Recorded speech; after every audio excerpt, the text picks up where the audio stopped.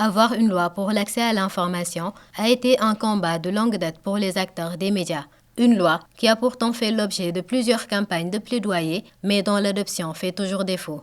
Ce mardi 25 juin, dans le cadre de la journée de réflexion sur l'accès à l'information et la protection des lanceurs d'alerte, elle s'est encore invitée dans les débats.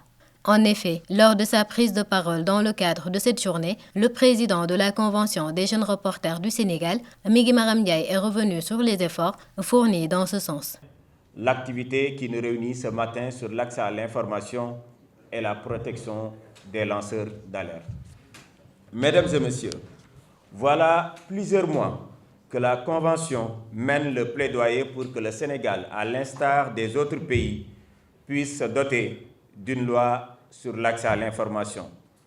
Malgré la vaste campagne que nous avons déroulée avec nos différents partenaires, et vous me permettrez de remercier ces partenaires dont le Forum civil, article 19, mais également la Fondation Frédéric Ebert, avec qui nous avons fait une tournée nationale de sensibilisation avec bien sûr la participation du président de la commission de la carte nationale de presse, M. Daoud Mine, mais également d'autres experts pour parler de cette loi sur l'accès à l'information, de son contenu. Malgré donc cette vaste campagne, notre pays, souvent donné en exemple en matière de démocratie, est à la traîne au moment où la plupart des pays voisins se sont dotés d'une telle loi. Monsieur le ministre, nous pensons que le Sénégal mérite bien mieux.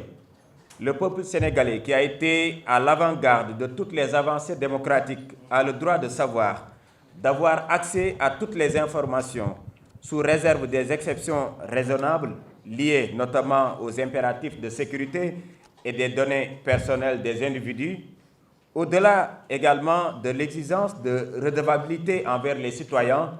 Ceci est un corollaire indispensable pour donner corps au droit du public à une information plurielle garantie par la Constitution et la plupart des textes fondamentaux des droits humains. Il a profité de l'occasion pour interpeller directement le ministre de la Communication qui, selon lui, peut jouer un rôle considérable dans sa réalisation. Et quand on parle de lanceurs d'alerte au Sénégal, Ibrahim, le président du CORED l'a rappelé, le premier lanceur d'alerte, les premiers lanceurs d'alerte, ce sont les acteurs des médias. Parce que dans notre travail au quotidien, nous donnons des informations, nous assurons également notre mission d'informer, d'instruire. Donc nous avons également besoin de cette protection-là pour faire convenablement notre travail. À côté de cette loi sur l'accès à l'information, sur la protection des lanceurs d'alerte également, il y a la loi sur l'accès à l'information. Tous les pays qui sont les pays voisins au Sénégal, presque tous ces pays-là ont cette loi, sauf le Sénégal. Alors que quand on parle de démocratie en Afrique, c'est notre pays qui est souvent donné en exemple. C'est pourquoi nous voulons encore une fois, parce que nous l'avons fait à plusieurs reprises, interpeller cette fois-ci les nouvelles autorités, les inviter pour qu'ils puissent, ou bien pour qu'elles puissent, autant pour moi, appuyer sur l'accélérateur pour que cette loi sur l'accès à l'information puisse être votée à l'Assemblée nationale. La loi sur les lanceurs d'alerte fait partie des priorités des nouvelles autorités sénégalaises. Celles-ci et celles sur l'accès à l'information seront toutes bénéfiques pour les professionnels des médias, d'autant plus que le journaliste est le premier lanceur d'alerte. Mesdames, Messieurs, au moment où nous tenons cette journée qui se veut un plaidoyer, les lanceurs d'alerte du monde entier savourent la libération de leur icône Julian Assange après des années d'ennuis judiciaires. L'article 5 du Code de la presse nous donne droit au libre accès à toutes les sources d'information et d'enquête sans entrave sur tous les faits d'intérêt public. Malheureusement, en l'absence d'une loi d'accès à l'information qui tarde à voir le jour depuis 10 ans, les professionnels des médias se heurtent parfois à un mur. Le nouveau régime a clairement affirmé sa volonté de protéger les lanceurs d'alerte. Pourtant, les journalistes sont les premiers lanceurs d'alerte car ils exposent souvent des cafards au péril de leur vie. Si le gouvernement veut une bonne protection des lanceurs d'alerte, il doit au préalable faire adopter, comme l'a dit le président de la Convention des jeunes reporters du Sénégal, Migui Maram Ndiaye, il doit donc faire adopter la loi d'accès à l'information car elle va profiter à tous les citoyens de ce pays. Les défenseurs des droits humains sont autant que les journalistes intéressés par ces questions liées au secteur médiatique, notamment leur sécurité. La question de la protection des journalistes fait l'objet d'un cadre de coopération entre le Haut-Commissariat des Nations Unies aux droits de l'homme et l'UNESCO. En novembre 2019, les deux entités onusiennes ont signé un mémorandum d'accord pour une coopération renforcée dans la promotion de la sécurité des journalistes. Ce mémorandum s'inscrit dans un large spectre de protection de la liberté des médias et des droits des journalistes, notamment en coordonnant la mise en œuvre du plan d'action des Nations Unies sur la sécurité des journalistes et la question de l'impunité élaborée en 2012. Nous allons poursuivre les efforts pour continuer à réfléchir sur comment renforcer la collaboration entre les journalistes et le système régionaux et internationaux de promotion et de protection des libertés d'expression. Ces efforts viseront donc à valoriser le rôle des journalistes au regard des enjeux et des défis relatifs à la paix et la cohésion sociale. Ainsi, présidant cette activité, le ministre de la Communication, des Télécommunications et du Numérique, Alioune Sall, a abordé de façon très large les questions relatives à l'écosystème des médias.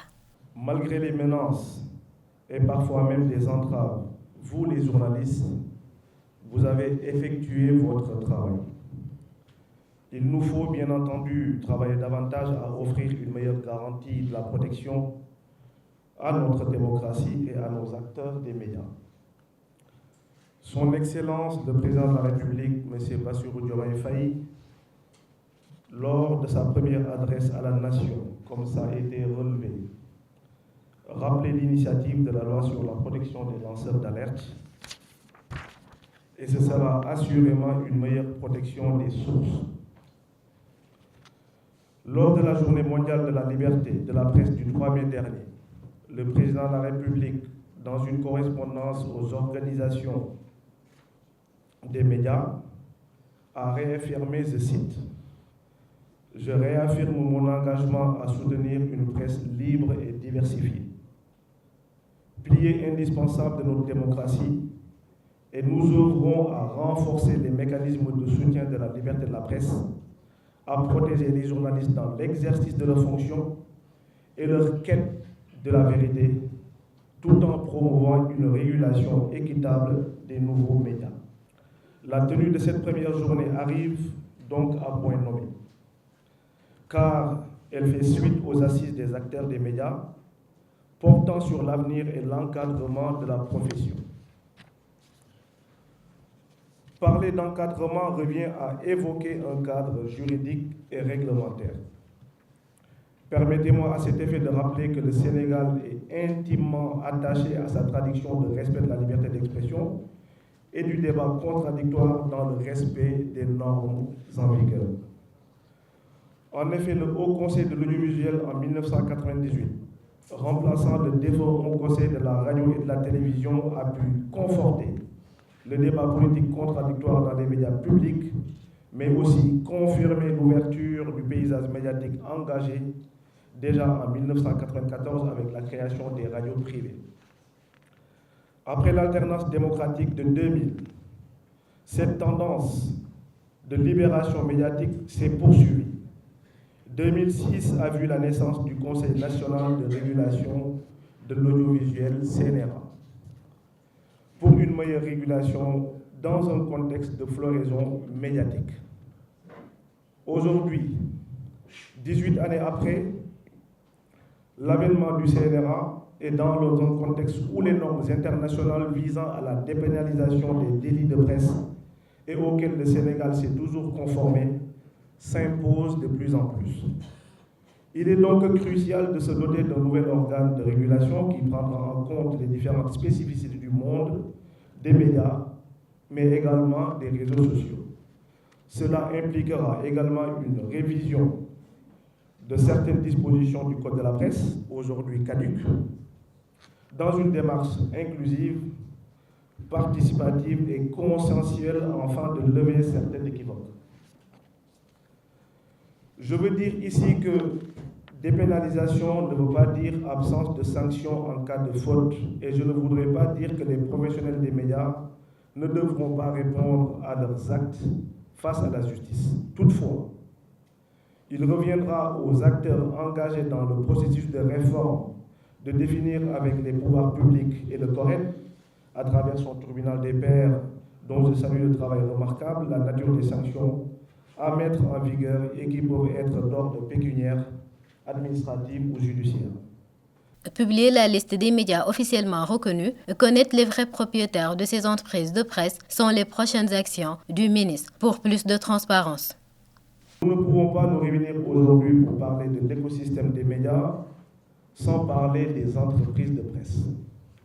Je tiens à rappeler que le nouveau gouvernement et les partenaires des médias, notamment les associations présentes ici, ainsi que nos partenaires techniques des Nations Unies et de la société civile, mettront tout en œuvre pour garantir une plus grande transparence dans la gouvernance du secteur des médias.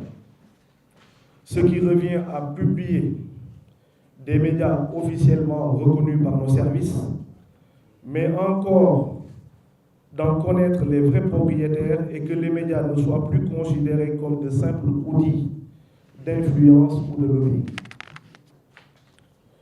Mesdames et messieurs, les entreprises de la presse demeurent des entreprises régies par les règlements en vigueur et doivent aussi se conformer aux lois en payant leurs impôts. L'espoir étant permis, il est demandé au ministre de la Communication, des Télécommunications et du Numérique d'être le porte-parole de la presse auprès du président de la République, Bassirou Diomaye Diakhar Faye, pour une meilleure prise en charge des préoccupations des acteurs des médias dans ce projet de texte sur les lanceurs d'alerte.